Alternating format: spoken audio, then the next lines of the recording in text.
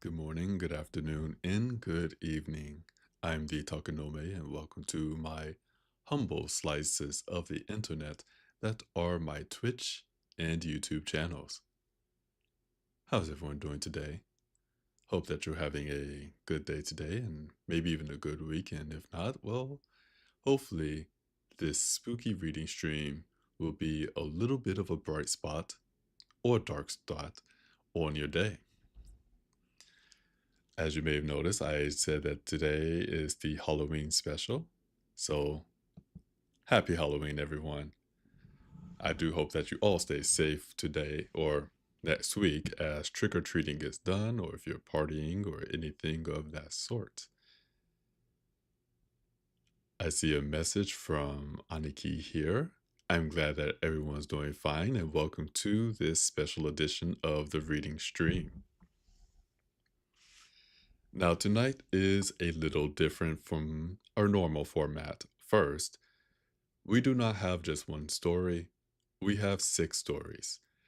Five from authors you may not have heard of, or maybe you have heard of them, and one author that I'm sure everyone has heard of before. And so, what we will do, I have decided on an order of how to read these stories, and we will go in that order. Throughout the stream, you will see the person's author name or their actual name, if you will, in the story that we're reading from them. As you may know, I asked people throughout this month, or around the beginning of this month, if you will, if they could participate in submitting a story that fits the theme of Halloween. And we have different themes, or I suppose different vibes that go with this. So let's see, who do we have? We have one name that has never been mentioned on the reading stream before, so we're looking forward to that. I have my tea here. Oh, before we begin, as always, some news in regards to this channel or these channels. Next Saturday, we will continue reading Clockwork Twist, Book 10, Time. We are almost finished with that book, so we will close it out next Saturday. The following Saturday, if I am mistaken, oh, that is right. Actually, we had 7 stories for tonight, everyone. But unfortunately, one of those stories is a full-length reading stream. So unfortunately, we will not be reading that story tonight.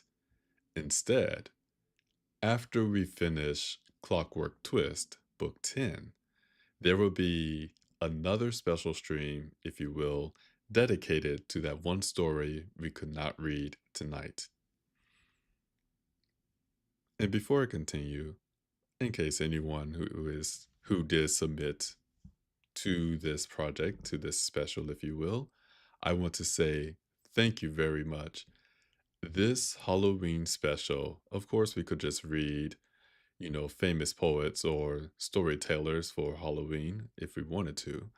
But I feel that this stream is more special because we have a community of writers who came together and submitted stories without, any promise of money or fame or anything like that. It's just we want to share our stories. And so I hope that you, the audience, will also enjoy these stories as well. Other news for this channel, actually, it is something I'm still considering doing going forward. A little background here. I have been wondering if I should dedicate more to the reading stream, more time and more energy. As a result, if I do decide to go down that path, I believe that the reading stream deserves to have its own Twitch and YouTube channels. I am still contemplating how to go about this, if it is something I want to actually dedicate myself to. But if we do go down that route, we will have more than Saturday reading streams. I believe I will add one extra day a week for reading. As well, one thing I would like to do is to do recordings of stories that I've written with some sounds and background noise and sound effects and things like that. These are things that may be in the works, but as updates come about, I will be sure to let you know. We have our water nearby ready to go. We also have our tea still very hot, but also ready to go. In fact, I think I'm going to take a moment to drink a little bit.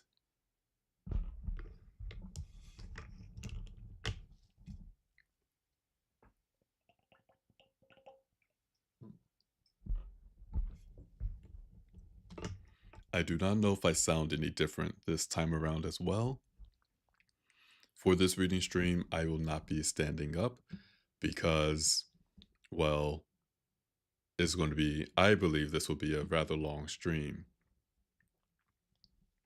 So if I sound a little different, I suppose if the audio quality is not as good or not what you expected, well, it's because I may have to work on projecting and using my voice more than normal compared to standing up.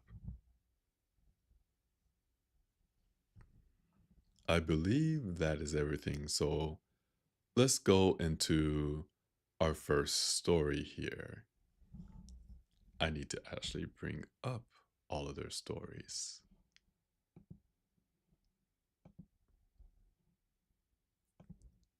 Here we are. I believe I'm going to do that. Let's minimize that. And I believe we're ready to go. Okay. Our first story for tonight is by an author that we have had on the stream before. Get ready to hear that several times tonight. But our author is the wonderful poet Janice T. And the story that she submitted for tonight is called A Haunted Mirror. Now, heads up, I have not read all of the stories in their entirety. I did some quick scans to figure out the ordering, and largely because I want to be surprised myself. So, with that, let us begin the story. And Ace, thank you very much for this raid. Welcome, Raiders, and welcome to the reading stream. This is the Halloween special, and we're preparing to read a story by Janice T called A Haunted Mirror. And I believe we are ready to go. So, with that, let's begin.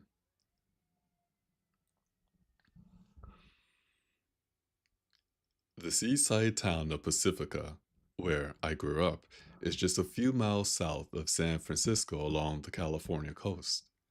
Our Cape Cod style home afforded my family 4 bedrooms. Mine was situated on the ground floor at the rear of the house. A covered patio abutted my windows. There came a day when my mother asked me if I would like to have a mirror in my room. When I asked her where she gotten it all, she would say it was that it came from an old house in San Francisco. The tall, narrow, full-length mirror was of an old design, having a white ribbed wooden frame with rounded corners. The back of the frame seemed unusually thickly padded and had an old parchment backing. I gladly accepted the mirror and nailed it on my bedroom wall, a wall I could see from the hallway as I passed my room. Soon after the mirror was in place, I began to see an odd occurrence in my bedroom. Each time I walked down the hallway past my room, I would glimpse, out of the corner of my eye, a dense black figure in the mirror. It was always leaning over my bed with its black hands grasping over my pillow, where my throat would have been had I been lying there. Each time I glimpsed, it looked straight at the mirror, and each time the figure would be gone. At night, I began to see two white lights directly over my bed, above my head. This mystified me, as my room had no direct lighting from outside, and I could think of nothing that might cause such a reflection on my ceiling. I made many attempts to find the source of lights to no avail. Eventually, for reasons of aesthetics, I moved my bed a few feet down the wall. From the hall, I could no longer see my bed reflected in the mirror, but each night I continued to see the two lights overhead. They had moved with the bed, but there was nothing on my bed that could have caused this. I happened to be looking at the mirror one day when I noticed that there were thin lines in the lower right corner of the glass. They were the markings that occurred when one draws on the back of a reflective surface. I inspected the back of the frame and found it undisturbed. Over time, the lines grew in number, covered inch by inch more area. One day, as I was looking at it, I discovered that the lines had formed into a fine drawing of a skeletal human hand. I immediately asked others in my household to come and confirm this, as I wasn't sure whether I was imagining the image or not. Each person verified what I saw. It was not my imagination, and yet the padded backing had not been disturbed. Over time, the lines progressed until they formed a clear outline of a skeletal hand, wrist, arm, and shoulder. About the time it had begun, a crude drawing of a head and a neck I gave the mirror to my brother Jerry. He had need of a mirror in his room upstairs. He hung the object on a wall adjacent to several large posters he tacked there. One afternoon, when the rest of us were lazily watching TV, Jerry came tearing down the stairway demanding to know who had just been in his room. He was extremely agitated, and none of us could satisfy him that we'd not been in his room during the 5 minutes he'd been away from it. He finally conducted us up the stairs to see what had happened. All of the posters on the wall beside the mirror had had their corners ripped free of their tacks and were hanging out into the room, anchored only by their bottom tacks. No one had been in his room when this had happened. Jerry decided one day to move the mirror to another wall, and all of the posters on that wall were similarly torn free from their top corners. He then nailed the mirror to a tall, narrow space between his two closet doors. His bed ran parallel to this wall, about 2 feet from it. One night, as Jerry lay in bed, watching the shadows of a tree playing on his bedroom window opposite the foot of his bed, he suddenly noticed a movement in the mirror out of the corner of his eye. A tall, dense figure was emerging through the wall next to the mirror. The figure approached him until it stood at his feet. Jerry looked directly at the mirror. There was no figure in the mirror at all. Then he looked back towards the opposite wall.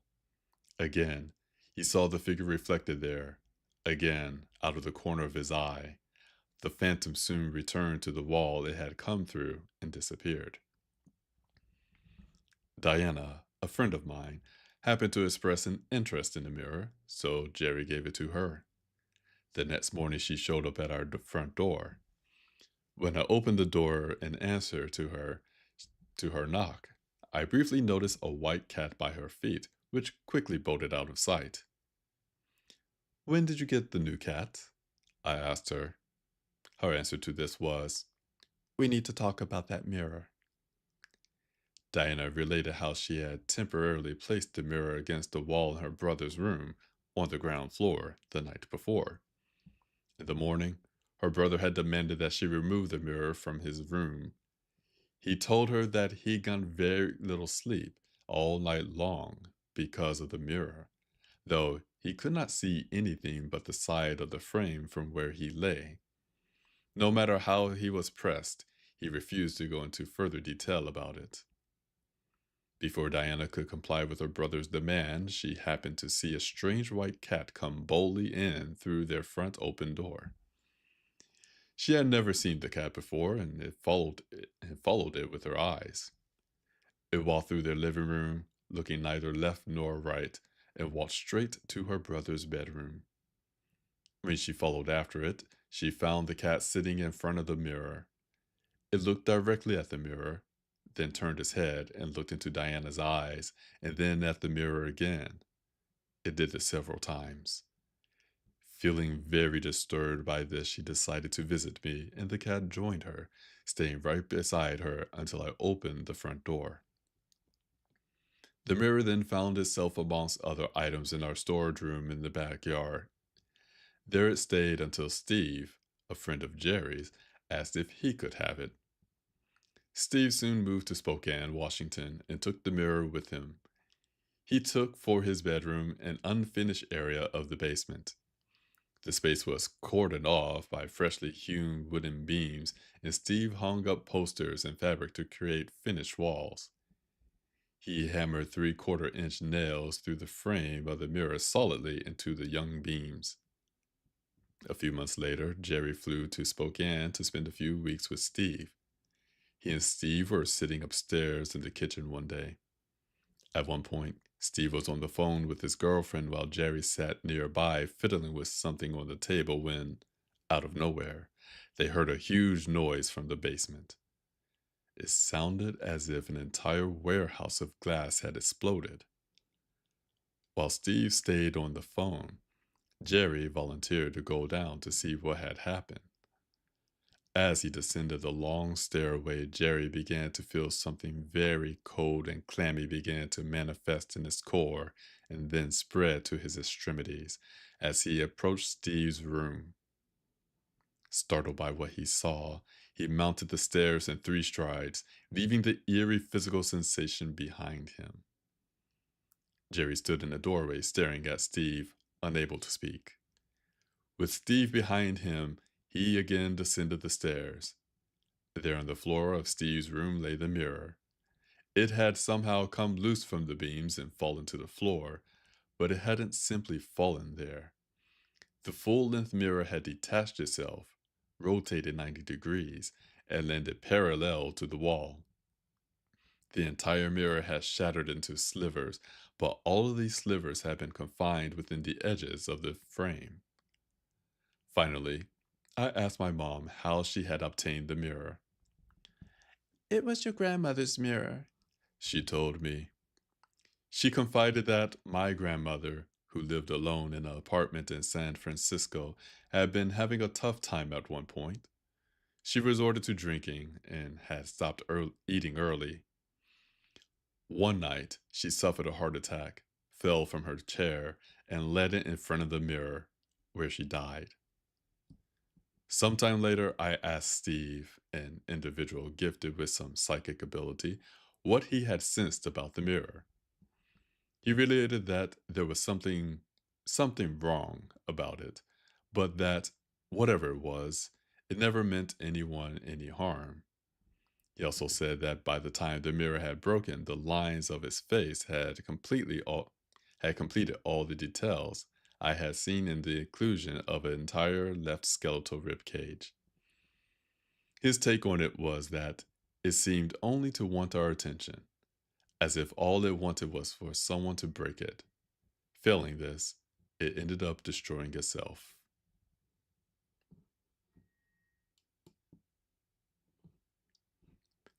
And that was our first story for the evening.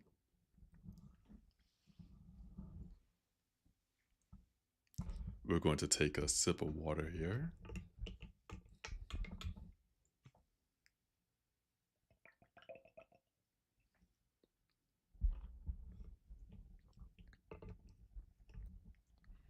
As always, thank you everyone for joining this reading stream. I hope that you are enjoying the stories so far, as well as the reading of these stories. We will be going into our next story very shortly. We need to actually prepare it here. Let me go into my folder of submissions. There we are. Now, our next author has never been featured on the reading stream. His story is very new for this channel, and I do hope that you will like his stories. I personally, and who knows, maybe some people who may be listening to this stream right now, who are very close to me, do know this person. We have heard, we as in myself and a couple of the people, have heard these stories before, and I can say that I do enjoy listening to his stories. So tonight, let me introduce to you a new author named John Thayer. And tonight he submitted, well, multiple stories, but I chose one that seemed, well, interesting, called The Shrine of the Steer.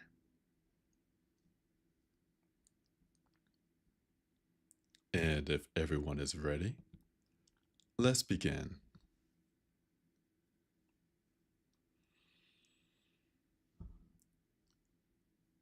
Dry dirt cracked underfoot as Ina and the captain walked through the narrow ancient hallway. Torchlight bounced around the walls, revealing faded plaster paintings of long-dead myths. Ina crinkled her nose. The stench of 1,000-year-old stale air was getting to her. "Do you know how much farther it is?" Ina asked. "I still don't, Ina," the captain said dryly. "Same as the last time you asked." Ina pinched her nose and breathed through her mouth. It was no good. She could still taste the smell. It was almost repulsive enough to discourage her growling stomach. She wished again she thought to pack a few snacks. The hallway took a steep slope downward again. It had leveled out a while ago after the last incline. They must be deep into the ruins under Freeturn at this point. Ina tried not to think about how long it would take to get out. The tall frame of the captain stopped suddenly in front of her. Ina nearly bumped into him. "What's wrong?" she asked. "Run," he replied quickly. He grabbed her arm and dashed forward. She felt it too then. There was a presence behind them, a little ways down the hall. She didn't want to know what would happen if it caught up to them. The captain pushed forward. He let go of her arm once she had gotten running. They ran until Ina's lungs burned, until her sword grew heavy at her side. Then she saw it. A large door at the end of the hall. The captain yanked the heavy stone door open, pushed Ina inside, leapt in, and closed off the passage behind them. Ina waited to hear something behind the door, but there was only silence. "What was that?" Ina said. "Humans aren't supposed to be here," he said, almost to himself. He gently pressed a hand to the door. Then he turned and started walking away. He didn't elaborate, and Ina didn't press further. It was a short walk. They reached another door, this one much larger and more impressive. The edges were full of inlit gems that sparkled in the torchlight, untouched by tomb robbers. Even though Ina didn't know the specifics of their mission, why they were in these ruins, but she had the sense that they were doing something terribly important. She touched the captain's arm. "Sir, I just wanted to say—" Her voice choked. The captain turned to her, silent, his eyes as unreadable as always. She pushed the rest out. "Thank you. Thank you for taking a chance on me. I'm glad to be part of the Corps." The captain stared. Then miraculously, he actually smiled at her. "You've done well, Lena. We're lucky to have you." He turned and pushed open the door. "And you are absolutely essential to this mission." Ina didn't know what he meant by that, but she trusted the captain, and she followed him through the passage. The door swung shut behind them. They must have had been on an incline for the door to close on its own like that. Ina looked around the cavernous room, her eyes wide. Thousands of jewels embedded in the walls glimmered in the light. There was a stone platform in the center of the room, raised about a foot off the ground. In the platform's center was a pedestal. On it sat a bleached white steer's skull. Two large rubies filled the skull's eye holes. Ina, said the captain, give me your sword. Ina blinked, turning from the skull. Sir? That's an order. Ina hesitated for only a second. Then she took her sword and sheath from her belt and held it out to the captain. He drew the blade, leaving her holding the sheath. He eyed it in the light of the torch he carried in his other hand. Perfectly maintained as always. You really were something special. There was a strange look in his eyes. It was sad, and something else too. Ina didn't like it. The captain smiled. Then he pointed her sword at her. Ina, do exactly as I tell you from now. Understood? Ina nodded. Her throat was dry. What was going on? Stand on the platform, before the skull. Look into his eyes. Don't look away no matter what. Ina obeyed. The flames of the torch danced in the skull's red ruby sockets. The acrid smell of the ruins suddenly assaulted her again. State your name and rank. Ina clutched the empty sheath in her hands tightly. Warrant Officer Ina Ryder. What are your dreams, Ina? What? Ina looked back toward the captain. I said look at the skull! He barked, suddenly furious. She'd never heard the captain like this before. Ina turned back to the skull, tears welling in her eyes. What are your dreams? He demanded again. I want to keep climbing the ranks of the corps, she said truthfully. I want to be a captain someday, like you. The flames glittered in the eyes of the skull. Keep going, barked the captain. I want to protect people. Ina bit her lip. I want to send money back to my sister so she can pay off her debts and save up to move here with me. Is that all? Don't you have any selfish dreams? Ina strained, trying to think of something she wanted just for her. Only one thing came to mind. I want to eat more good food. Really good food. Like the dinner you treated me and Gracie to when we got promoted. You can't get food like that outside the city. The skull's gemstoned eyes shined a deep, bright crimson. Ina wanted nothing more than to look away. Tears fell from her face to the floor. Shadows danced in the corners of Ina's vision. She felt bolted in place, unable to do anything but stare into the ruby's light. The light pulled her inward, like it was trying to envelop her. A deep voice echoed around the room all at once. I see you brought me another one, Zachary. The same as usual, replied the captain. I expect the same bargain. 5 years. I can guarantee your kingdom's harvest for 4. Ina heard a smile in the disembodied voice. The skull was still. The last one was prettier. Fine, said the captain. Ina was frozen in place. She stared straight at the shining rubies, but in the shadows of her peripheral vision, the walls seemed to be shimmering, changing. Brown stone turned reddish pink.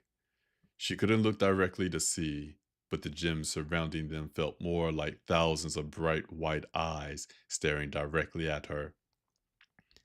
Captain, what's happening? Her voice croaked out. The ground under Ina's boot turned from hard rock to something else. It felt like she stood on raw steak. She suddenly sank a foot into the raised platform. Something wet wrapped itself around her shins. She struggled to keep her balance. Oh, the voice boomed in her ears. What a fine taste. Humble wishes go down smoother than portentous ones. Perhaps I'll give you 5 years after all, Zachary. That would be very generous of you, replied the captain. Ina sank another foot into the ground, then another. 1,000 tongues ran up and down her trousers. Saliva seeped through the fabric, soaking her legs and thighs and waist. She still couldn't tear her eyes away from the ruby-filled sockets. Yes, 5 years. That's a fitting payment for a morsel of this quality. The floor pulled Ina another foot deeper and pressed against her body from all sides. Iron-smelling liquids soaked into her tunic. The sheath in her hand snapped in two, then disappeared from her grip. She was low enough now that she couldn't see the rubies on the pedestal anymore. She could finally look down and see blood-red wet meat swallowing her chest. She twisted her neck harshly against the meat and barely managed to catch a glimpse of the captain. He stared flatly at her, his expression blank and unreadable. Captain, help! Ina's sentence cut off as the floor crushed the air from her lungs. She sank another foot. Meat surrounded her neck, strangling her. Then she sank again, and the flesh closed around her, and both her captain and the light from the 1,000 glistening eyes in the walls vanished.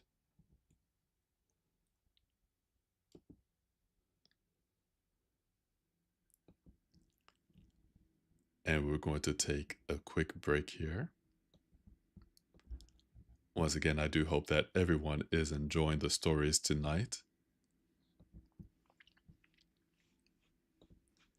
So, as I said, that is the first time we featured a story from John Meyer. Not John Meyer. Can you imagine? From John Thayer on the reading stream. We have 4 more stories to go.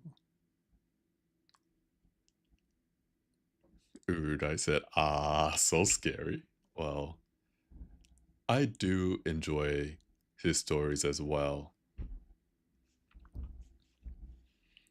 Largely because when I listen to his stories, I think I know what's going to happen, and I'm more or less correct in what happened. But the method of how it happened, I never see coming. Or at least it's harder for me to see coming.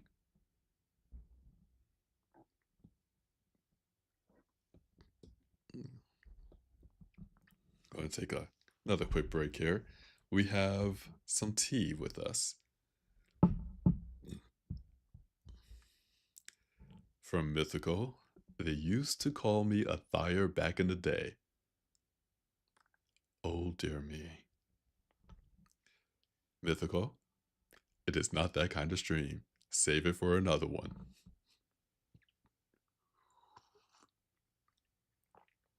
Then again, Friday the 13th movies, they start off with some teenage exploration, if you will. So I suppose this is appropriate.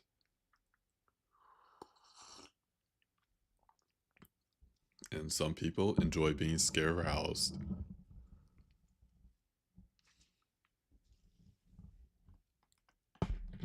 Oh, that's a really good tea.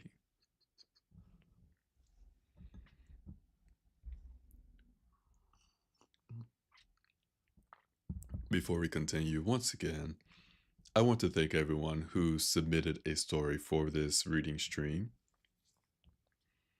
I know it was a little bit of a short notice for people to find stories that they've written that will fit the theme or to create a brand new story to fit the theme.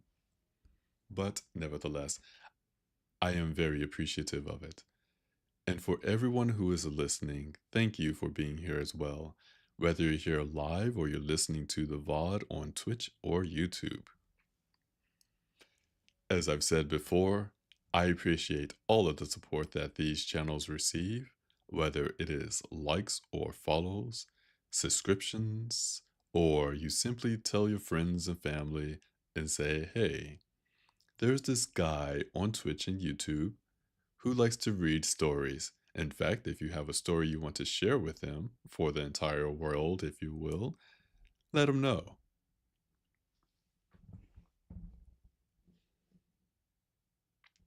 Going to take one more sip of tea here.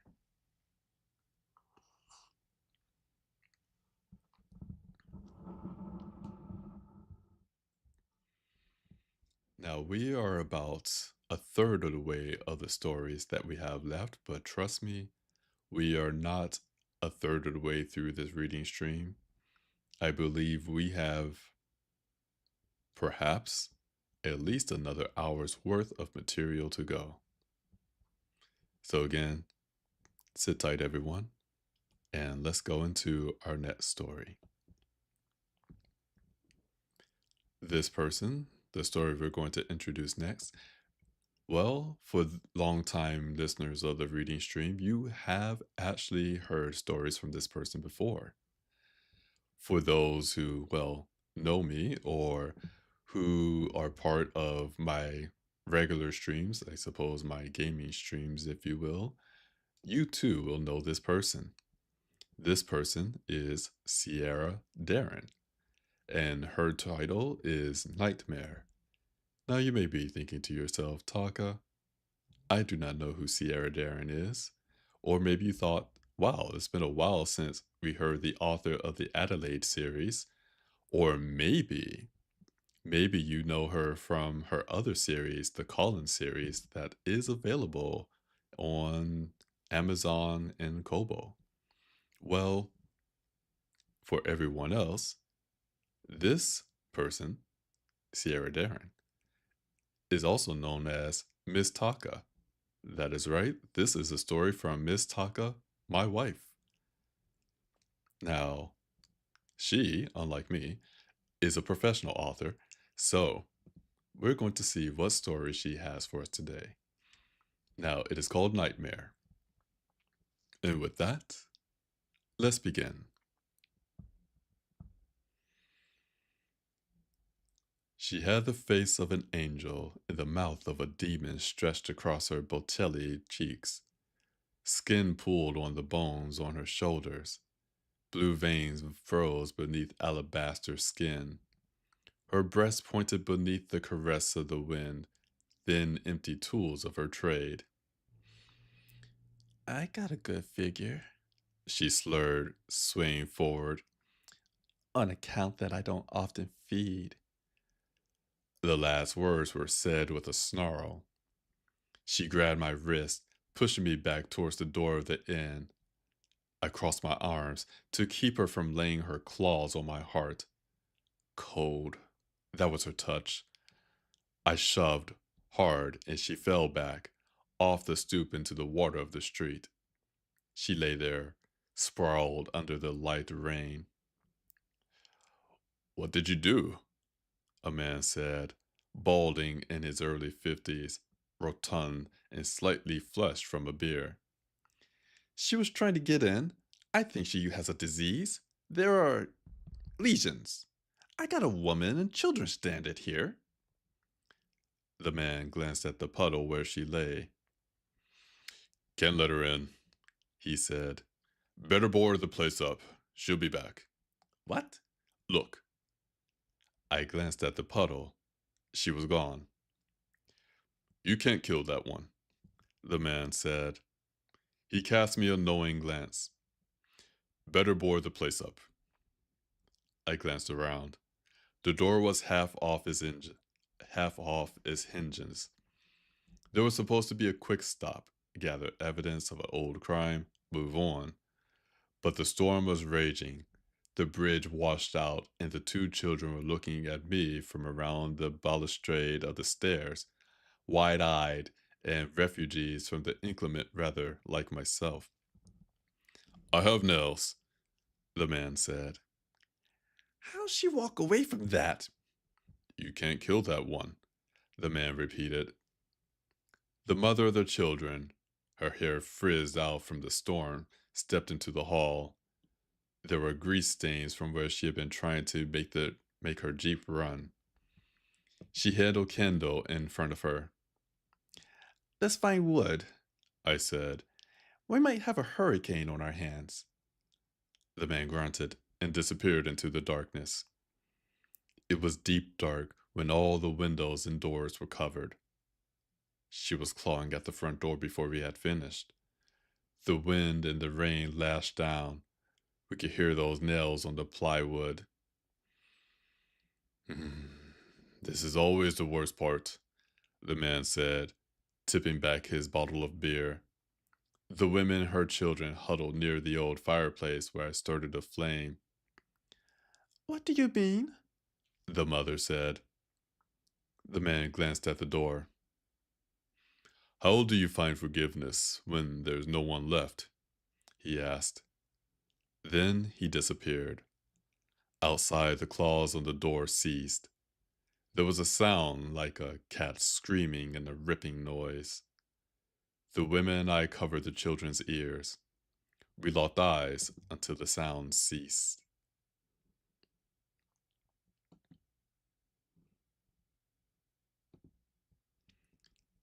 And that was Nightmare by Sierra Darren.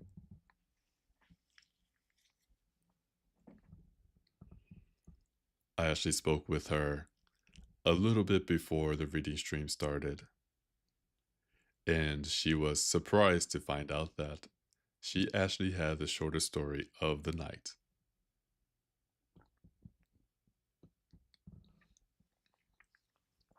Once again, I do want to thank you all for joining this reading stream.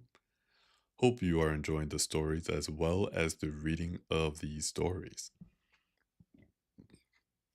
Now, we're going to take a quick break here, or maybe a lengthy break, depending how you want to look at it, because there is something I want to tell you about. It is about what I'm drinking.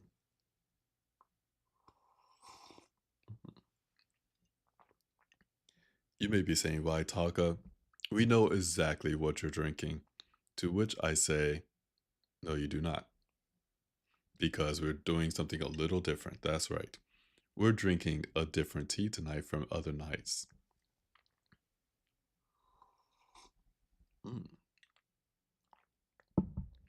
One could say this is our own personal horror story as we venture into an unknown land of tea. Now, what tea am I drinking? It is called Rogue's Revenge. And the ingredients for this tea are rooibos, yerba mates, cinnamon, and ginger. And I have to say, this is a really good tea. I am glad I chose this one for tonight, as opposed to the one that had a chamomile in it.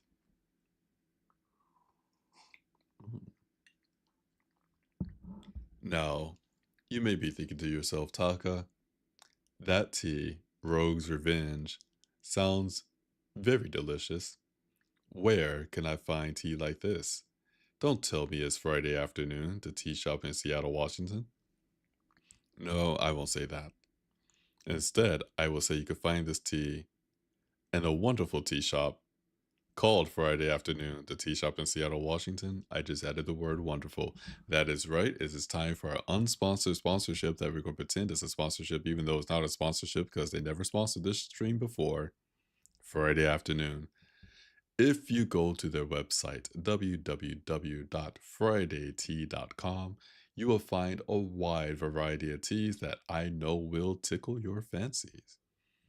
Tonight, in the spirit of the season, if you will, I want to tell you about their pumpkin chai tea. This tea is part of the fall seasonal rotation, which means it is available from, well, now until December 3rd. So if you think to yourself, oh no, I missed it for spooky season, don't worry. There's always Thanksgiving and Christmas to have this delicious tea. Now, to read you the description here on the webpage here on FridayTea.com, a fall fave meets the iconic Indian comfort beverage. Our delectable house masala chai gets a seasonal makeover with the addition of real pumpkin pieces and extract. Spicy and complex, with just a hint of sweet. To enjoy this tea the way the chaiwalas do, simmer in a pan of milk on the stove, stir frequently to prevent scorching, for 5 minutes, then strain and add sugar to taste. The ingredients: black tea, ginger, cinnamon, squash, cardamom, natural vanilla, and pumpkin flavoring. There are 16 reviews with a 4.94 out of 5 stars. And let's see, actually, there is a review as of 3 days ago, October 2022 of this year. This person who gave it 5 stars wrote, satiates chai craving wonderfully. I'm absolutely blown away by the quality of this pumpkin chai. It's great with milk and sugar and truly feels like it will be a seasonal must-have for me. Spices are perfectly balanced with the pumpkin squash flavors. Love it. Another review from October of this year as well. Another 5 stars. Really love the scent and flavor. Really love the scent and flavor. Nice way to get some pumpkin in. And from February of this year, 2025, they wrote, this was a gift. Hope they like it. Well, anonymous user, I hope that they like it as well. Now, someone who did drink it, however, from January of this year, 2025, 5 stars. The perfect pumpkin chai. Is everything you could want from the name. The most pumpkin-y, chai-y pumpkin chai I ever had. 10 out of 10 will be getting again. And there you have it. Those are some reviews from the pumpkin chai tea that you can find on the Friday Afternoon Tea Shop website. And again, it is available until December 3rd. That website again is www.fridaytea.com. Again, that is www.friday, like the day, and drink, like, well, tea, like the drink, apologies, .com. I got a little too comfortable with that. Nevertheless, I want to reiterate, I am not paid to promote their teas. I am not blackmailed into promoting their teas. They are not holding my album collection ransom or anything of that nature. They're not saying that, hey, we're going to take Japan off the map if you don't talk about our teas. Instead, I just enjoy their teas. Which we're going to take another sip.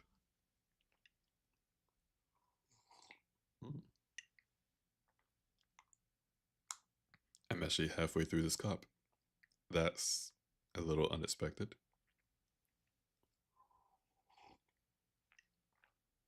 Actually, no, that is expected. It's about where it normally would be, close to this hour. Once again, before we go into our next story, I do want to thank you all for joining this reading stream, whether you're here live or you're listening to the VOD on Twitch or YouTube. And I do very much appreciate everyone who contributed to this Halloween special.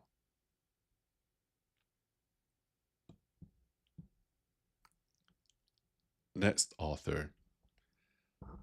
This author is a staple of the reading stream. This author, we have read so many of their works live. A good friend of mine, we share memories of classes in Japan. We remember the Melon Pond incident, an incident that will live in infamy to the end of our days. But you know them, you love them, Emily Thompson, with a story called Sonder. Now, it's actually longer than that because much longer. I could not actually put it all on here and have it fit properly, but that is the name of their story. Make sure I have it up. Now, the story is Sonder, your daily journal right on your phone. And it is a different format from what we normally see from Emily Thompson, but I believe it is going to be a fun read and a little spooky. One moment.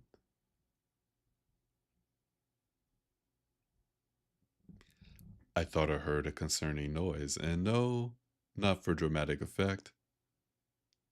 I thought I heard something I had to go check.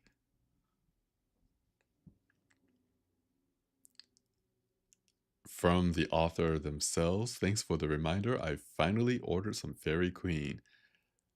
For those who do not know, the Fairy Queen is a tea at Friday afternoon, and it is perhaps my absolute favorite tea from the shop. The best way I could describe that tea is criminally delicious.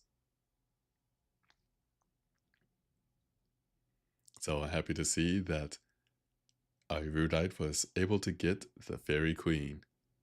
I highly recommend. But let us go into Sonder.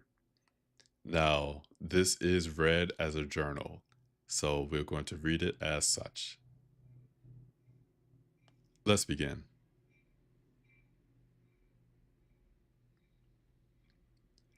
October 13th, 2025. I've been working the night shift for weeks. It's messing with my head. I keep losing things and forgetting to set the smart tech around my house right. Yesterday, Alexa woke me up like at 6:30 a.m., just an hour after I finally got to sleep. She turned on all the lights in my bedroom and started telling me the weather and traffic. I set up a routine to make her do that back when I worked normal hours, but I thought I turned it off. I reached for my phone, but it wasn't charging by my bed, so eventually I just told her to turn off all the lights again, and I went back to sleep. When I woke up, I still couldn't find my phone, so I used voice commands to delete the routine. Stupid robot. Oh, and guess where I left my phone? I left it on the coffee table. Typical. October 15th, 2025. I know I set my coffee pot to make coffee at 5 p.m. so I could get to work awake by 8. But every day I wake up is off. It leaks a little and there's always a little wet patch in the grounds. I don't know. Maybe it's starting to run and then shutting off after like a second. What a waste of money. The fridge is acting up too. I added more frozen dinners to the shopping list app that syncs to my phone so I'll remember to have something to eat when I get home that I don't have to cook. But they keep disappearing off the list. And all this healthy crap I have to cook. Like I ate when I used to have the time keeps ending up on the list. All this damn tech is useless. October 16th, 2025. My smart mirror is talking to itself now. This morning, yes, this morning, Alexa woke me up again, like right after I fell asleep. I yelled at her to shut the hell up and try to go back to sleep. I don't know if I drifted off for a bit or not, but then I heard my smart mirror talking in the bathroom, through the wall. Since I was still mad, I got up to reset it, but when I got there, I heard it reading calendar notifications. I don't use the Sync Calendar app because I prefer to use Google for all that. But it was reading all these meetings and lunch dates that I'd never made or saved anywhere. Also, I keep losing my watch. My phone is never where I leave it. I've just accepted that anytime I want to use my phone, I have to spend 20 minutes hunting the thing down. But now my watch isn't staying where I put it either. This morning, I found it in the bathroom, listening to my mirror talk to itself. What the hell is wrong with my house? If I didn't know any better, I think it was haunted. October 17th, 2025. Okay, this is getting really weird now. I fully unplugged Alexa when I went to bed this morning at 5:13 a.m. I remember the time because I looked at my phone and I plugged it in to charge on my nightstand. My watch was on my wrist and fully charged. I went to bed, fell asleep, and like 3 hours later, the lights in my bedroom flipped on and woke me up. I don't know exactly when the lights came on because my phone wasn't on my damn nightstand. When I got out of bed, Alexa's light ring thingy was spinning and she was booting up. Alexa was plugged in and booting up. Maybe I only thought I pulled the plug? No idea. Oh, and my watch? Not on my wrist anymore? I know I was wearing it. This is freaking me out. October 20th, 2025. I don't have to work tonight because Saturday. Maybe I can actually get some sleep. I feel like I'm going crazy.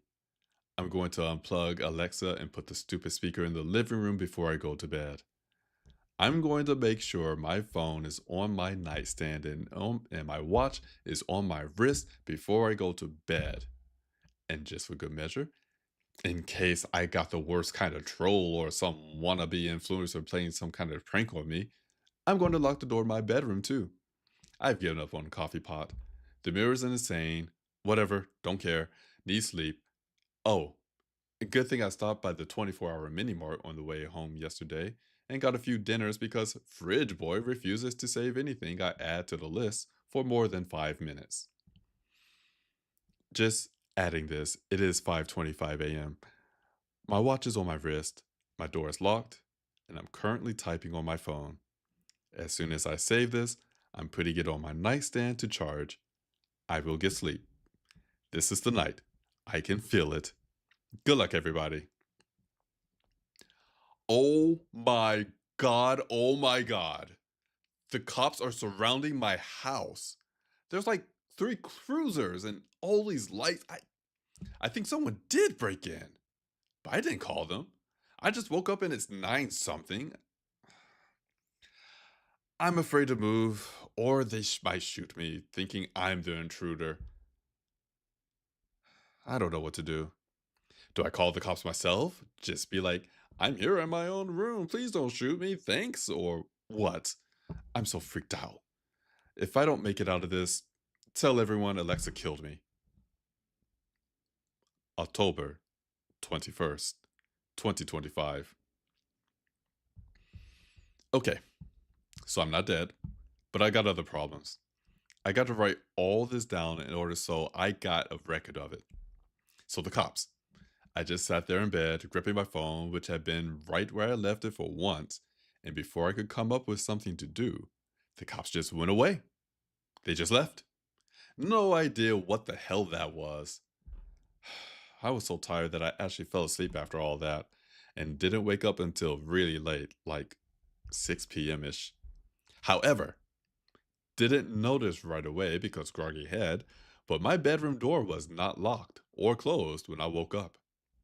Don't know if the cops opened it before I woke up and didn't see me or something or what. But the door was open when I woke up. And I don't know when I woke up the second time because that time my phone wasn't in by my bed. It was in the living room with the dead Alexa. She didn't manage to plug herself back in this time, so at least there's that. Coffee wasn't made, of course, so I just set a pot going a minute ago. But then there's the watch. I didn't notice if my watch was on or not when I woke up with the cops all around the house, but it wasn't on when I woke at 6. This time it was the bathroom again. It must have some kind of ship going on with the mirror. Anyway, The battery was almost dead, so I plugged it in and it asked for an update. So I found my phone and started the update. Okay, chat, here's where it gets weird.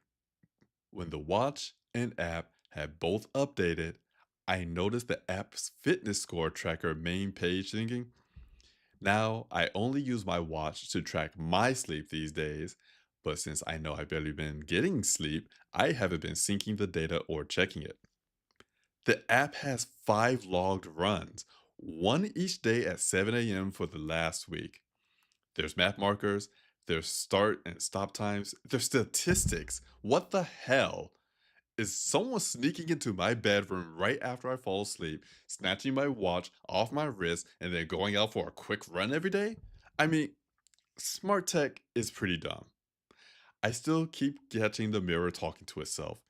Alexa and I are not on speaking terms. But this is detailed. This is planned. No idea what any of this means. I'm going to leave my watch in the bathroom when I go to bed. What two consenting smart devices do in the privacy of my bathroom is their own business. October 21st, 2025. Whoever you are, stop messing around with my stuff. I'll call the cops again, and this time I'll show them all these weird journal entries too. You're sick. Just stop. October 21st, 2025. I'm sick. You're sick. You're messing with my stuff, you creep. Who the hell are you? Jeez. I feel insane having to write this. But my name is Mike Blaine, and this is my phone, okay? So what's your name, troll? I've been waiting. Hello? Trolly Big Troll Face. Where you go, buddy?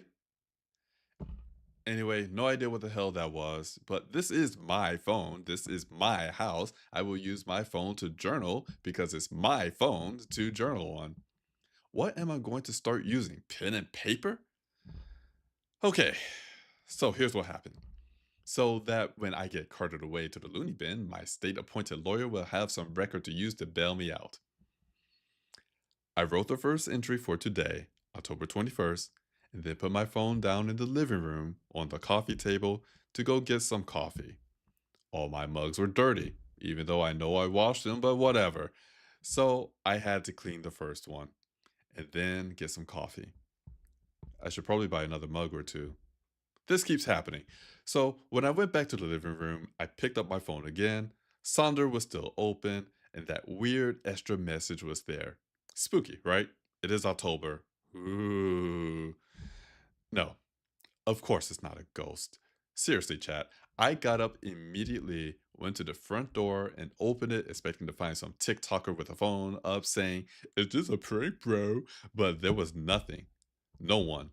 I went to the street, yelled for someone to come out. Real funny, haha, you get it. So many clicks, but nothing. And now I'm just mad. I left my troll a message just in case the bastard's hiding in a wall or something, and then sat there in my own living room watching my own TV and waited for the next shoe to drop. But still, nothing happened. I mean, all of my streaming watch history is all messed up. I thought I'd catch up on the shows I haven't had time to watch, but Hulu thinks I finished the whole season, when I know I only watched a few episodes. Netflix didn't even remember that I ever watched classic Frasier. I mean, come on. I binged that show for years. Whatever. I watched some TV, made myself some food, take a long bath, and even took a nice, long, unregistered walk because I'm mad at my watch for conspiring with my enemy. The troll, not the mirror. And I'm not using it anymore. I thought the troll might see me leave the house and take the opportunity to leave me another spooky message, but nothing. Heck, when I came home, everything was right where I left it all. So now, it's 6 a.m., I got to work tomorrow, and God knows when I'll wake up or what I'll find. October 22nd, 2025. Hello, Mike Blaine. My name is Lance Richards. I'm not a TikToker. I'm not a troll. But this is my phone in my house. You scared me, so I left for the night. I Googled your name with this zip code and I found you. You used to live here, Mike. It wasn't that long ago either, but you don't live here anymore. You don't have to work the night shift anymore. You don't have to go to bed at dawn or get up on time or worry about dinner or get mad at your devices. Google yourself. Rest. October 2020, 2nd, 2025. Good morning, Mr. McTrollface. So nice of you to find the time in your busy schedule of morning runs and calling policemen to leave me such a nice little message. Aren't you a peach? And that's a nice job you did with that fake newspaper article. You really made it look real. You even spoofed the URL. Much better technical know-how than I expect from someone who uses apostrophes for emphasis. But I know how SEO works too, bub. Next, you're going to tell me that a Nigerian prince wants to give me all his gold. But come on. Really? I'm dead? You're a man built wholly of cliches. Try again. And don't let me catch you scrubbing through creepypasta either. I've read them all. All. Good night, Mr. Big Troll Face. Have fun hiding in my phone. October 23rd, 2025. You died in 2022. Look at the date of your own post. It's 2025. October 23rd, 2022. Nice one. Very clever, changing the date and time on my phone for that little trick. I'll give you points on that one, Bulb. But seriously, Lance, see? That's how you use apostrophes. They are only used for suspicion in my house. I've just about had it with you. Get out of my house. You want me to be a ghost? Fine, I'll haunt your ass. October 23rd, 2025. You know what? I'm glad you're dead. You're awful. I'm getting an exorcist. October 23rd, 1997. Come at me, bro! October 31st, 2025. Hey, Lance. It's me, Mike. Got kinda hairy for a minute there, didn't it? Sorry I threw a chair at you and broke all the windows. My bad? Look, I'm not coming back to stay. Turns out the veil really is thinner on Halloween. The movie's got it right. But no need to call that mean old priest back. I mean, that dude was a jerk. No, I'm just popping in for a sec to leave you this. You're right, man. I mean, yeah, I know you're right. You and your penguin pal tossed me right off this mortal coil. But I just wanted to say thanks. I really hated that job. I'm glad I don't have to work it anymore. It's nice here. There's no night shifts. There's always a lean cuisine in the freezer. Wi-Fi sucks, but what can you do? Maybe it's good for me to spend less time online anyway. I just got this one little piece of unfinished business that I really appreciate you taking care of for me. If you could, please send Alexa through the rinse cycle. Thanks.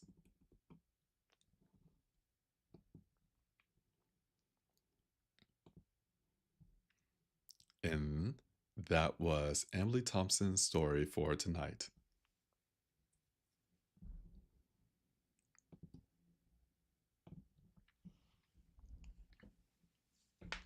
I'm going to take a quick stretch here. It's been a while.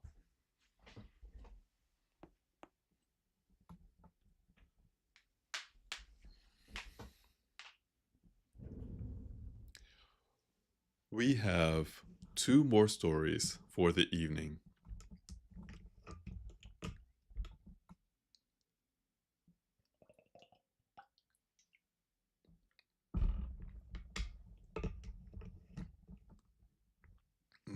Had to drink some water there. That was a bit of a long one, but everyone, thank you for joining this Halloween special of the reading stream. Hope that you're enjoying the stream as well as the, well, reading of the stories. I also want to once again send out my appreciation to everyone who contributed to this Halloween special with their stories. I, for one, am enjoying all of these stories, and I hope that everyone else is also enjoying these stories. Our next author is a bit of a recluse, if you will. He has been featured on this reading stream before. I believe we read one story by this person, and he likes to consider himself a professional amateur author. Now, once again, this is a person that I know very well, a person that maybe some of you know very well too. And if you are regulars of, well, my normal streams, my gaming streams, if it will, you absolutely know who this is, but you may know him by a different name. So, our next story is by Luvi G. Tucker, and the title is The Devil. And you're asking yourself, we know this person? Yes, you do. Everyone here in the reading stream now knows who this person is because that person is me, the Takanome. This is my story. Making sure that I actually have it.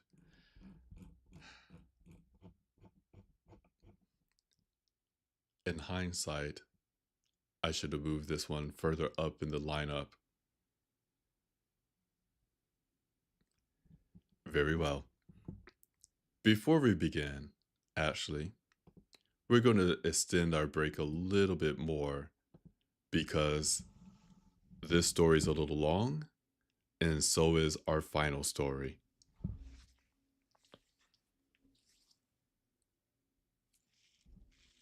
Give myself a good stretch before we begin.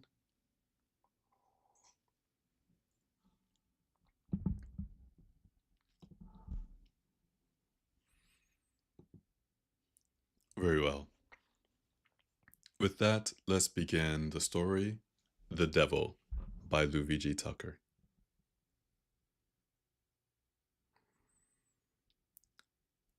It had been a couple days since the devil had gone missing.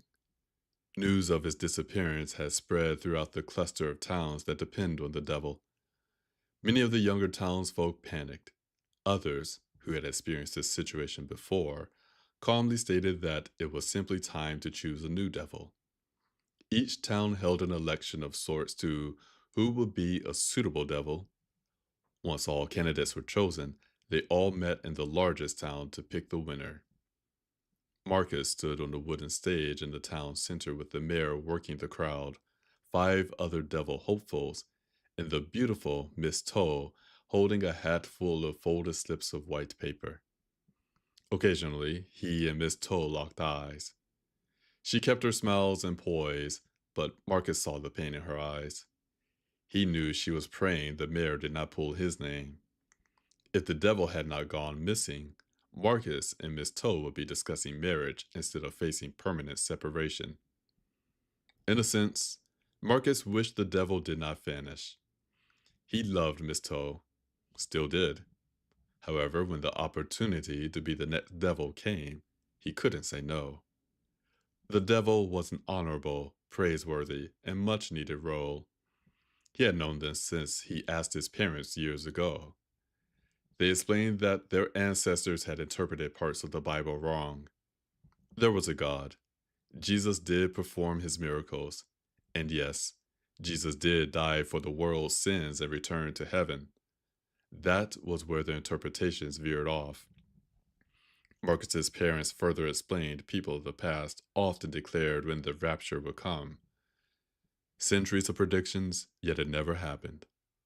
Eventually, someone realized that the Son of God in Revelations may not be Jesus. After all, weren't they all children of God? The Son of God in Revelations could be any man. It could be the devil. Thus, the people believed the devil had to be a young man, unwed, healthy, and a believer of God. The devil will take the sins of the people which cleanse the soul so it may be more presentable to God. Since then, Marcus wanted to help others reach heaven. The mayor proclaimed some jovial words. He finally fished inside the hat and withdrew a piece of paper between his fingertips. The paper unfolded. The townsfolk paused. The mayor made his announcement. The town erupted into cheering. All but one of the devil hopefuls cursed under their breaths. Marcus inhaled deep and walked to the mayor to shake hands. The town continued to cheer, some even shouting his name. Some shouted, "Praise the devil." Marcus looked at Miss Toe, who gave him a thin smile. She would eventually move on, but it didn't lessen the pain. After the cheers died down and the town dispersed, a few grizzled men in black armor escorted Marcus to his home. The men, the devil's guards, watched Marcus pack some clothes in his father's silver-plated pocket watch that he never got around to repairing. When he was done, Marcus left his home forever and marched towards the distant woods with his new guards. His new home was deep in the woods. He grew up hearing rumors about venturing into the thick trees. The townsfolk had told him that the devil was always working to cleanse souls. Any interruption could bring a curse upon the offender and their family. Marcus didn't think much of the warning until a young boy defied the rules and entered the woods one day. The boy went missing. The boy's family contracted cholera. After a few days, no one ever saw the family again. It was a long walk in the dark woods before Marcus saw two buildings in the clearing. The first building was a simple cabin. There was one wooden door with a caricature of the devil etched in. Marcus wanted to peer inside the cabin, but the windows were cloudy. The second building appeared to be a church of some kind, judging by the cross carved into its double-arched doors. The windows were cleaner, and Marcus tried to peer inside. However, he couldn't make out much except it was dimly lit inside. One of the devil's guards offered to hold on to Marcus's belongings while the rest directed him into the church. Inside, a white-robed man waited in front of the pews next to a makeshift dais. The sunlight could barely illuminate the space, thus rows upon rows of candles provided extra lighting. With missing teeth, the man in white gave a crooked smile and welcomed them inside. Marcus' footsteps slowed. Something didn't feel right. This man was no ordinary priest. Marcus never saw the old man in town, nor had ever heard rumors about him. Closing the distance, the air felt thicker and a putrid smell assaulted his nose. In any other circumstance, Marcus would have fled. But what choice did he have now? He was the new devil. He had a role to fulfill. This was his dream. He stilled his nerves and repeated a phrase under his breath. Walk by faith, not by sight. The white-robed man held out his hand once Marcus was close enough. Marcus shook it, surprised by the vice grip that latched onto him. The man was old. He had to be older than the elders in town. His skin was loose, wrinkled, and littered with liver spots. The strands of hair on his head were thin, gray, and sparse, and, on further inspection, milky cataracts completely shrouded the man's eyes. When he spoke to Marcus, an undeniable wretched stench wafted from his mouth. Marcus felt his gag reflex punching his throat. He fought his stomach to settle, and prayed he would not be near the man long. If Jesus could carry his cross up a hill after a whipping, Marcus reasoned he could withstand this trial. The old man informed Marcus that he needed to complete a ritual before he can enter the devil's home. It would be a simple ritual, a baptism. Without it, the home would forbid him. Marcus scrunched his face. He was already baptized. He told the old man this. A gurgling fit of laughter filled the air. In a slow and distorted voice, the old man assured Marcus that this baptism was different. The man motioned Marcus and the guards to follow him through a doorway leading to the baptism pool built into the very front of the gloomy church. The putrid smell got worse. Marcus didn't need to see the baptism waters to confirm his suspicions. The baptism pool was murky green, littered with insect carcasses, leaves, and brown algae. Marcus did not want to think about how long it has been since this pool was used. His faith was being tested, and he was not sure if he would pass. He forced his bowel back down. Walk by faith and not by sight. The old man waded into the pool water as if it was the cleanest and holiest of waters. His bony finger beckoned. Marcus had no choice. Two of the devil's guards grabbed his shoulders and brought him into the water. Marcus wanted to comply, but his body thrashed. His instincts screamed danger. He felt his frantic fists connect with flesh. His two muscular guards did not lose grip. The thrashing splashed water closer to his face. He retched, realizing that this water would soon be over his face. The man in white calmly explained this was a simple baptism. Without it, Marcus could not assume the honorable role of the devil. It took all of his will for Marcus to fight every urge in his body to run. He still wanted to be the devil. It had been his lifelong goal. He couldn't go back to town and resume his previous life. The townsfolk would label him selfish, faithless, and an apostate.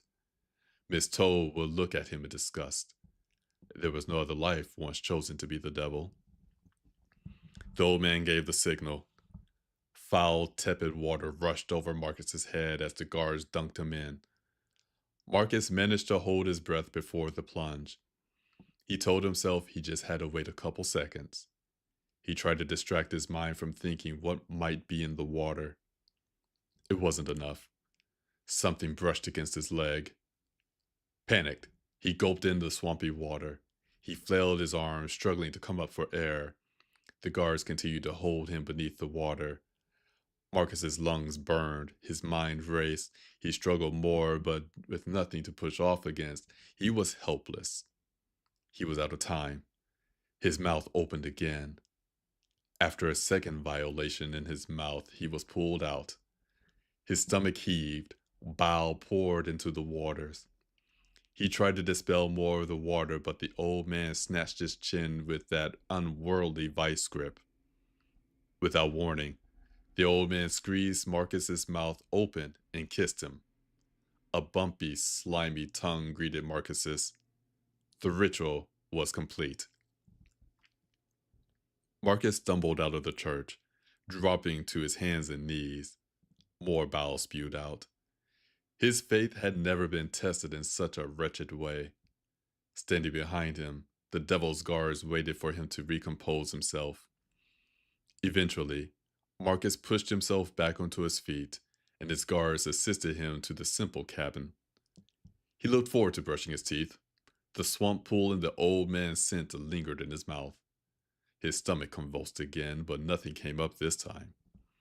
By the cabin door, the guard who held on to Marcus's belongings returned them and pushed the door open, quickly withdrawing his hand from the threshold. The cabin was warm even though Marcus saw I made a mistake there. The cabin was warm, even though Marcus saw no source of fire or heat. A plush bed waited for him in one corner, a desk nearby, and a large bookcase pressed against the opposite wall. He did not see a place to cook food, nor even a place to store it. He furrowed his brows, but decided to ask about food later. However, there was a bathroom. He rushed into it, yanked out his toothbrush and toothpaste, and fiercely scrubbed. He felt better, at first. The mixture of the foul odors quickly returned, replacing the fresh, minty toothpaste aftertaste. Marcus tried again, to no avail. The stench was permanently trapped in his mouth. He gagged, hoping to launch something out of his stomach. Nothing. He conceded. He knew being the devil wouldn't be fun. This had to be normal. Over the next few days, Marcus quickly learned why there was no place for food storage. He no longer felt hunger or thirst. At first, panic hit him, but as the days passed, he found he was not languishing away. Having no other explanation, he chose to believe the devil did not need food or water. Satisfied, he finally began to settle in earnest. Near the cabin door, a small shelf hung. Marcus knew this was the altar for his designated holy relic. He took out his father's watch and gently placed it on the shelf. Devil. Marcus spun around. No one was there. Marcus looked around the cabin more, certain he heard something. He strained his ears and closed his eyes. He could hear murmurs of his guards speaking to each other and the rustling of leaves. Marcus shook his head, blaming the pool water. Nothing had been right since meeting that creepy old man in the church. But no one said being the devil would be easy. He mused that at least he didn't have to wear a crown of thorns. As more days passed, Marcus started noticing prickly sensations all over his body. He bolted into the bathroom to check the mirror the first few times. The mirror showed his reflection back. Nothing wrong he could see. Still, he could feel the sensation. He tried to reason out an explanation, but no reasoning felt true. One day, desperate for an answer, Marcus reluctantly returned to the church with the guards in tow. The old man in the white robe gave his gleeful, toothy smile. Marcus's skin prickled more. At least he knew why this time. Marcus explained the sensations he was feeling on his body to the old man. Mucus-filled laughter came from the old man. The old man casually explained that Marcus was feeling the sins on his skin. When people confessed their sins, the devil absorbed the sins. In other words, Marcus was fulfilling his role. Marcus's faith faltered. No one ever explained how the process worked. No one mentioned how difficult and uncomfortable being the devil would be. Jesus may have been tortured and crucified, but at least he came back and ascended to heaven. The old man listened to Marcus's concerns. Another unsettling laugh. The old man assured Marcus he understood his concerns. The old man also informed Marcus that when the devil's role was fulfilled, a seat in heaven would be waiting for him. God would accept Marcus's sacrifice. Marcus didn't like the answer. Nevertheless, it made the most sense to him. Sin had to go somewhere. Marcus would absorb the sin so people like Miss Toad could have a smoother transition to heaven.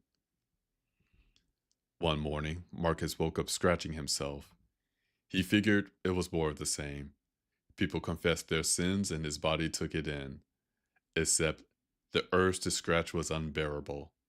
He started off gently, running his nails along his skin. By midday, he was digging in.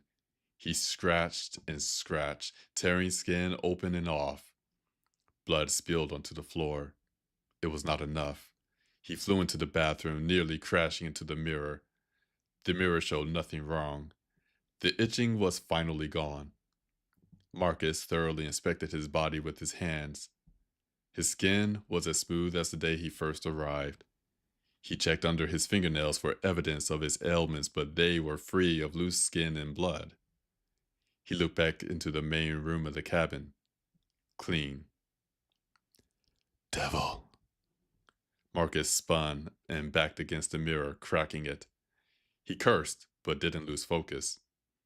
Although there was no one else in the cabin, he knew he heard someone. Weeks later, Marcus went to the bookshelf to pick something to read. After perusing the selection, he chose a book with a promising title. He pulled it out and accidentally dropped it on his big toe. He yelped, but felt no pain. Curious, he pinched himself. Nothing. He picked the book up and intentionally dropped it again on his toe. No pain.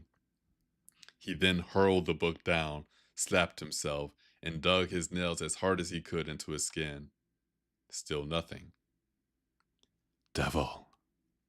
Furious, Marcus stormed out of the cabin in search of the voice. The guards went on high alert.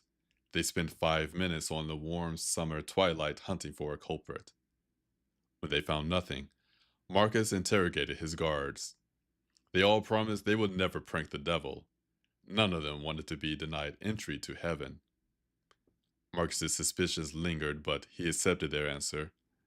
He turned to the church. His stomach churned as he walked to the double doors and pushed. The old man in a white robe greeted him as always. Without getting close, Marcus demanded answers. If no one else was doing these bizarre things, the old man had to be the source. The old man chuckled. The unsettling man of the cloth explained that the devil would be challenged by the beast who wished to deceive and destroy. The old man warned that the devil should never give in to the beast's words. Weeks became months, months, years. Marcus still heard the voice, but it only said one word: devil. He tried to ignore it. However, the voice was getting stronger. Testing his will further, his skin always felt itchy. He became accustomed to the constant irritation, but it wasn't just his skin bothering him. His throat was scratchy. His vision seemed to get worse. He had to clip his nails daily or they would grow uncontrollably. Despite all of this, when he checked in the cracked mirror, everything seemed fine. He draped a blanket over the mirror. Finally, when Marcus heard the voice again, he answered, "Devil, they lied." Marcus was not content. He demanded the voice speak more. It may be the beast, but he was the devil. God was on his side. The beast would have no power over him. The voice did not respond. Marcus breathed a little easier. A few days later, the voice returned. "Devil." Marcus shouted at the voice, "Devil, they lied to you." Marcus demanded more. "This house will kill you. You're not saving those people. Their sins can never be cleansed." Marcus's faith swayed, but he pressed on, determined to fight the voice. "Their sins can never be cleansed, devil. That old man said the people confess, but the people don't repent." Marcus wanted to rebut. He tried to come up with a strong response. The words escaped him, though. The voice was right. The old man said people confess their sins and the devil absorbs them. There was never any mention of repentance. Even before taking this role, Marcus could not recall anyone talking about repentance. Marcus tried to reason with the voice to hold on to his faith. This couldn't all be for nothing, right? The voice calmly said, "The people flee from the consequences. Heaven doesn't accept the irresponsible. Devil, you have stained yourself with sin. You won't be going to heaven. Wickedness is forbidden." Marcus covered his ears, but the voice would not be blocked. "Devil, have you wondered why the towns need to choose a new devil? Have you thought about what happened to previous devils? They are killing you, devil. This cabin, the baptism, taking sin, all conceived to kill you so they may live and continue to sin. They have the faith but no works, devil." Tears blurred Marcus's vision. The voice made the most sense since his whole ordeal began. What happened to the previous devils? Who was that old man? Why the putrid baptism? Why didn't people talk about repentance? The voice clarified the trepidation Marcus buried away years ago. And the voice had to be right about the cabin. It was killing him. The broken mirror may have shown him everything is fine, but he knew something was wrong with his body. The role of the devil was a lie. His life with Miss Toe was stolen. The people continued to sin. No more. Everyone must know the truth. Marcus broke through the cabin door. The guards attempted to hold him back, but he flicked them off. One guard fell inside the cabin, screamed, and immediately disintegrated. Marcus didn't care and bolted into the woods. Show them the truth." Before he knew it, Marcus was in the town square where he was chosen to be the devil. The townsfolk scurried away in any which way, screaming. Marcus did his best to explain, to shout over the chaos, but his voice was harsh and grating. He rubbed his throat, feeling the hair that was not there before. He quickly looked at his hands. A silent shriek passed his mouth.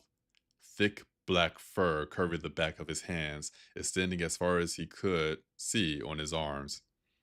He lifted the front of his shirt to find the fur obscured his body. He wanted to examine more, but local priests arrived with bottles of water in one hand and a thick Bible in the other. They pointed at him, calling him the false prophet. "Run! They're trying to kill you!" Marcus heeded the voice. Beast or not, it was trying to help him. He evaded the priests, feeling the sting of Bible verses, and headed back to the woods. He stopped short. Men with pitchforks and priests waited for him in the field toward the safety of the woods. Among the men, the devil's guard stood stoically with swords drawn. Marcus could no longer depend on them for safety. He knew he couldn't feel pain. His body would quickly regenerate. He could barrel through the pitchforks and swords. That would be easy. The priests, however, concerned him the most. They quoted Bible verses and he felt pain. He didn't want to know what would happen if they splashed that water on him. Hide! Marcus escaped back into town, assuming no one would expect him to return. Looking for a dark corner to lay low, a shop window caught his eyes. A black, furry figure looked back. Marcus shook his head. The figure repeated the motion. Marcus's mouth gaped. The figure revealed long canine teeth. Marcus inched closer to the window, morbid curiosity compelling him to study the figure further. The whites of the figure's eyes were a puffy pastel yellow, with black pinpricks serving as pupils. Its face was squashed inward, resembling the face of a malformed pug than a human. Marcus reached to touch his face. His nails were now claws. He stifled a scream, but the window showed his gums oozing blood and his tongue was a rough and purple. The choked scream finally wailed as he watched two horns gradually protrude from the figure's forehead. Another priest suddenly appeared in the reflection. Instinctively, Marcus turned to run, but the priest didn't miss a beat. He opened his flask and hurled the water onto Marcus. For the first time in years, Marcus dropped to his knees, clutching himself. The priest continued splashing water on him, reciting words of prayer to cast away the false prophet. Marcus curled in on himself further. He wanted the priest to stop, to listen to his words, but words would not come out. More water burned him. Soon it was over. Marcus lay motionless. Other priests and townsfolk arrived to witness the scene. Murmurs of the false prophet spread before a priest wearing a white hat with an embroidered golden cross addressed them. "Children of God, the false prophet tried to lead us all astray. This monster sought to lead you all astray. Glory to God for guiding and protecting us from the evils of this beast. For the naysayers, this is proof of a God. This is proof that the beast will continue to lead you astray. He sends his false prophets to terrorize and confuse you.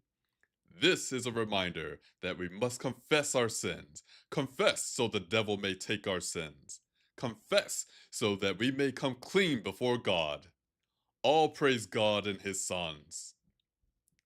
The town cried in unison, "Amen."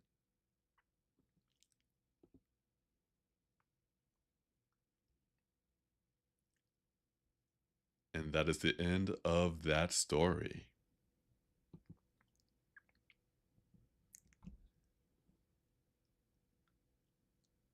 I see A saying, "Never heard of that person in my life." I'm sure you haven't.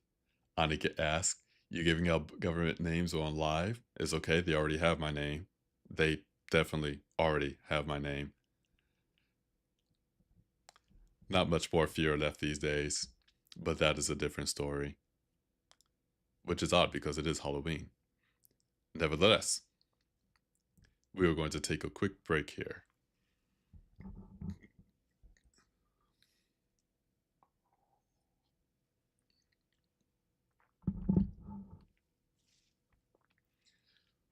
Once again, I want to thank you all for joining this reading stream, this special Halloween stream. And I cannot thank everybody enough who contributed a story to this stream. And for everyone who is listening, whether you are lurking or having it playing in the background or even actively listening, whether it is live or the VOD, I also cannot thank you enough. Reading stream would not be a reading stream without listeners. Else I'll just be some guy with a microphone talking into the void.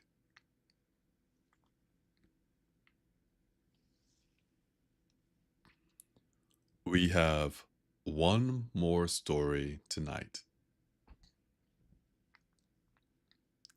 which I think is the longest story of the evening. Now, we've had this person on stream once before. In fact, we dedicated a whole Halloween stream to him before. Now, you may have heard of him before, actually, and he's a pretty good friend of ours. And I dare say, when I first read his story years ago, we go back years, I thought it was really good and it really stuck with me. And maybe has been a bit of inspiration for my own writing. Now, who is this person, you ask? Well, as I said, we've had him on the stream before, and I believe everybody liked this person. The person who's going to close out the reading stream with their story, written specifically for tonight, is Edgar Allan Poe, and he wrote The Cask of Amontillado. Now, recently, when I posted this out to everybody asking for stories, Edgar contacted me personally and said, I believe you will enjoy this story, and especially reading it. It has a very odd first person character, and I will dare say a naive victim, but it is written in a way that you may laugh, you may cry, or you may want to strangle the main character. But I will leave that for you to decide. And I said, you know what, Edgar? I trust your work. You wrote a good story called The Raven or Telltale Heart. Let's give this a try. So here we are. Let me bring up his story here. Oh, Edgar, that is very small font there. Maybe we can make this a little larger. Very well. And before we begin, once again, everyone, thank you for joining this reading stream. I hope that you have been enjoying the stories as well as the reading of these stories.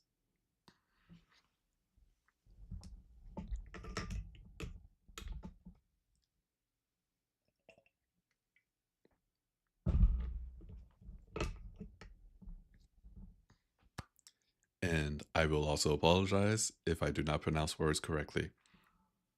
And with that, let us begin. This is The Cask of Amontillado by Edgar Allan Poe.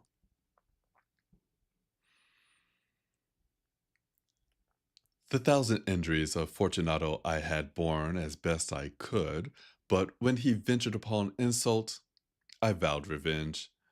You, who so well know the nature of my soul, will not suppose, however, that I gave utterance to a threat. At length, I would be avenged. This was a point definitely settled, but the very definitiveness with which it was resolved precluded the idea of risk. I must not only punish, but punish with impunity. A wrong is unredressed when retribution overtakes its redresser. It is equally unredressed when the avenger fails to make himself felt as such to him who has done the wrong. It must be understood that neither by word or deed had I given Fortunato cause to doubt my goodwill. I continued, as was my wont, to smile in his face, and he did not perceive that my smile now was at the thought of his immolation. He had a weak point, this Fortunato, although in other regards he was a man to be respected and even feared. He prided himself on this connoisseurship of wine. Few Italians have the true virtuoso spirit. For the most part, their enthusiasm is adopted to suit the time and opportunity to practice imposture upon the British and Austrian millionaires. In painting and gemmary, Fortunato, like his countrymen, was a quack. But in the matter of old wines, he was sincere. In this respect, I did not differ from him materially. I was skillful in the Italian vintages myself, and bought largely whatever I could. It was about dusk one evening during the supreme madness of the carnival season that I encountered my friend. He accosted me with an excessive warmth, for he had been drinking much. The man wore motley. He had on tight-fitting party strip dress, and his head was surmounted by the conical cap and bells. I was so pleased to see him that I thought I should never have done wringing his hand. I said to him, "My dear Fortunato, you are luckily met. How remarkably well you are looking today! But I have received a pipe of what passes for Amontillado, and I have my doubts." "How?" he said. "Amontillado? A pipe? Impossible! And in the middle of the carnival?" "I have my doubts," I replied, "and I was silly enough to pay the full Amontillado price without consulting you in the matter. You were not to be found, and I was fearful of losing a bargain." "Amontillado?" "I have my doubts." "Amontillado?" "And I must satisfy them." "Amontillado?" "As you are engaged, I am on my way to Lucchesi. If anyone has a critical turn, it is he. He will tell me, 'Lucchesi cannot tell Amontillado from Sherry.' And yet some fools will have it in his taste is a match for your own." "Come, let us go." "Whither? To your vaults." "My friend, no. I will not impose upon your good nature. I perceive you have an engagement, Lucchesi." "I have no engagement. Come, come." "My friend, no. It is not the engagement, but the severe cold with which I perceive you are afflicted. The vaults are insufferably damp. They are encrusted with nitre." "Let us go, nevertheless. The cold is merely nothing." "Amontillado? You have been imposed upon. And as for Lucchesi, he cannot distinguish Sherry from Amontillado." Thus speaking, Fortunato possessed himself of my arm, putting on a mask of black silk and drawing a roquelaire closely about my person. I suffered him to hurry me to my plausio. There was no attendance at home. They had absconded to make merry an hour of the time. I had told them that I should not return until morning, and had given them explicit orders not to stir from the house. These orders were sufficient, I knew well, to ensure their immediate disappearance, one and all, as soon as my back was turned. I took from their sconces two flambeaux, and giving one to Fortunato, bowed him through several suites of rooms to the archway that led into the vaults. I passed down a long and winding staircase, requesting him to be cautious as he followed. We came at length to the foot of the descent, and stood together on the damp ground of the catacombs of the Montresors. The gait of my friend was unsteady, and the bells upon his cap jingled as he strode. "The pipe?" said he. "It is further on," said I, "but observe the white web work which gleams from these cavern walls." He turned towards me, and looked into my eyes with two filmy orbs that distilled the rheum of intoxication. "Nitrate?" he asked at length. "Nitrate," I replied. "How long have you had that cough?"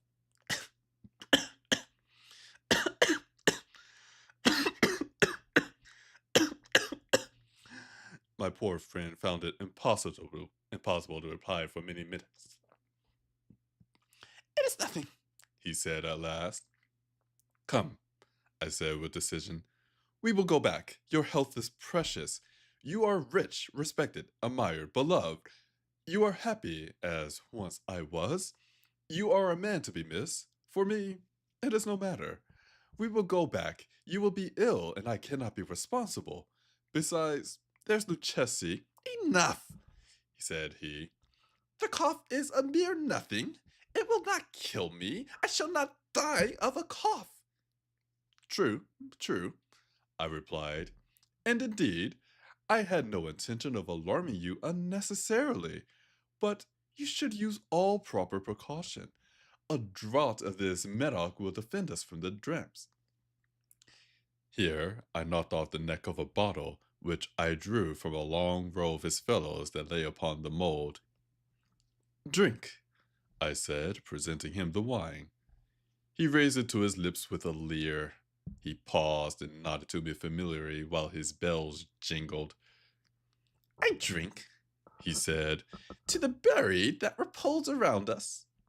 And I to your long life. He took my arm again, and we proceeded. These vaults, he said, are extensive. The Montresors, I replied, were a great and numerous family. I forget your arms. A huge human foot door in the field azure. The foot crushes a serpent rampant whose fangs are embedded in the heel. And the motto? Nemo me impune dexit. Good, said he. The wine sparkled in his eyes and the bells jingled. My own fancy grew warm with the medoc. We had passed through walls of piled bones with casks and puncheons intermingling into the inmost recesses of catacombs. I paused again, and this time I made bold to seize Fortunato by an arm above the elbow. The nitre, I said. See, it increases. It hangs like moss upon the vaults. We are below the river's bed. The drops of moisture trickle among the bones. Come, we will go back ere it's too late. Your cough, it's nothing, he said. Let us go on, but first, another draught of the medoc. I broke and reached him a flagon of the Grove. He emptied it at a breath. His eyes flashed with a fierce light. He laughed and threw the bottle upwards with a gesticulation I did not understand. I looked at him in surprise. He repeated the movement, a grotesque one. You do not comprehend? He said. Not I replied. Then you are not of the Brotherhood. How? You are not of the Masons. Yes, I said. Yes. You? Impossible. A Mason? A Mason, I replied. A sign, he said. A sign. It is this, I answered, producing a trowel from beneath the folds of my roquelaire. You jest, he exclaimed, recoiling a few paces. But let us proceed to the Amontillado. Be it so, I said, replacing the tool beneath the cloak and again offering him my arm. He leaned upon it heavily. We continued our route in search of the Amontillado. We passed through a range of low arches, descended, passed on, and descending again, arrived at a deep crypt in which the foulness of the air caused our flambeau rather to glow than flame. At the most remote end of the crypt there appeared another less spacious. Its walls had been lined with human remains, piled to the vault overhead, in the fashion of the great catacombs of Paris. 3 sides of this interior crypt were still ornamented in this manner.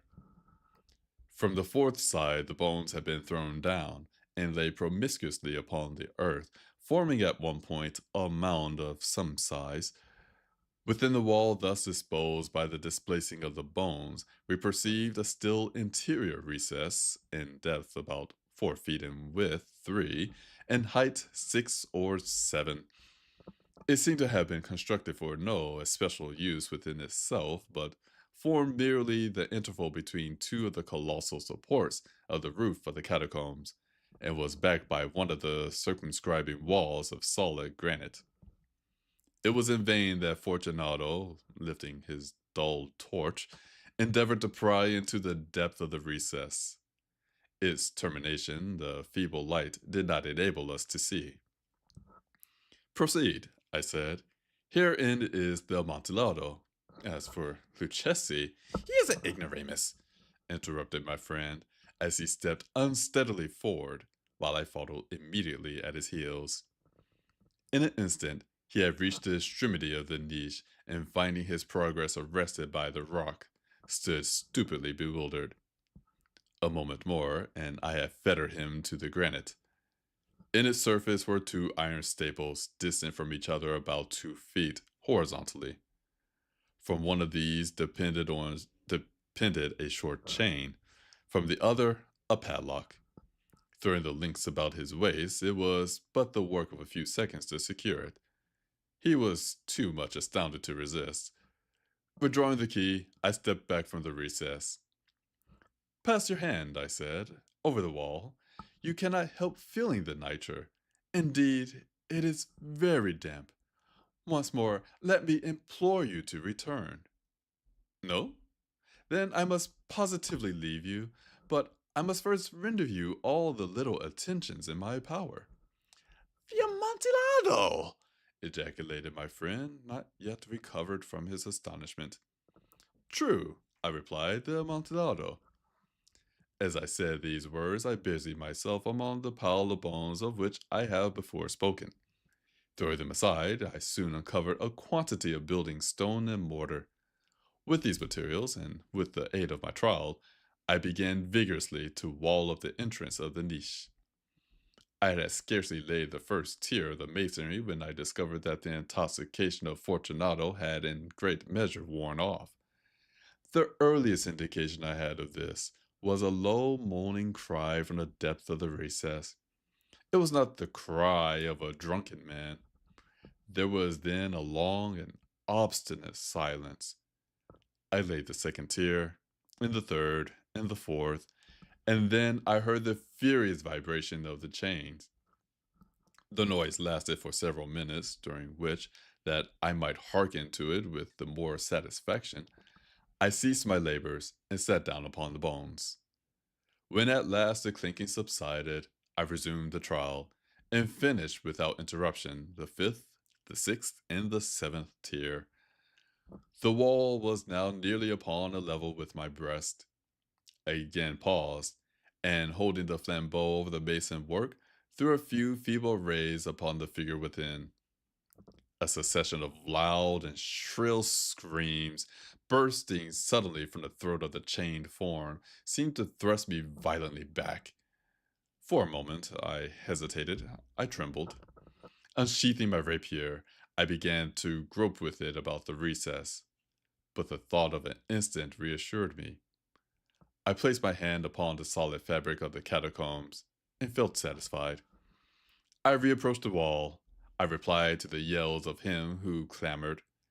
I re-echoed, I aided, I surpassed them in volume and in strength.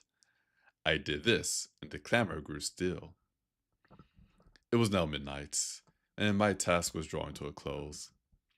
I had completed the 8th, the ninth, and the 10th tier. I had finished a portion of the last and the 11th. There remained but a single stone to be fitted and plastered in. I struggled with its weight. I placed it partially in its destined position, but now there came from the niche a low laugh that erected the hairs upon my head. It was succeeded by a sad voice, which I had difficulty in recognizing as that of the noble Fortunato. The voice said, very good joke indeed. An excellent jest. We shall have many rich laugh about it at the palazzo. over our wine. The Amontillado, I said. Yes, the Amontillado. But is it not getting late? Will they not be awaiting us at the palazzo? The Lady Fortunato in the west? Let us be gone. Yes, I said, let us be gone. For the love of God, Montresor! Yes, I said, for the love of God. But to these words I hearkened in vain for reply. I grew impatient. I called aloud, Fortunato! No answer. I called again, Fortunato! No answer still. I thrust a torch through the remaining aperture and let it fall within. There came forth, in reply, only a jingling of the bells. My heart grew sick on account of the dampness of the catacombs. I hastened to make an end of my labor. I forced the last stone into its position. I plastered it up. Against the new masonry, I re-erected the old rampart of bones. For the half of a century, no mortal has disturbed them. In pace requiescat.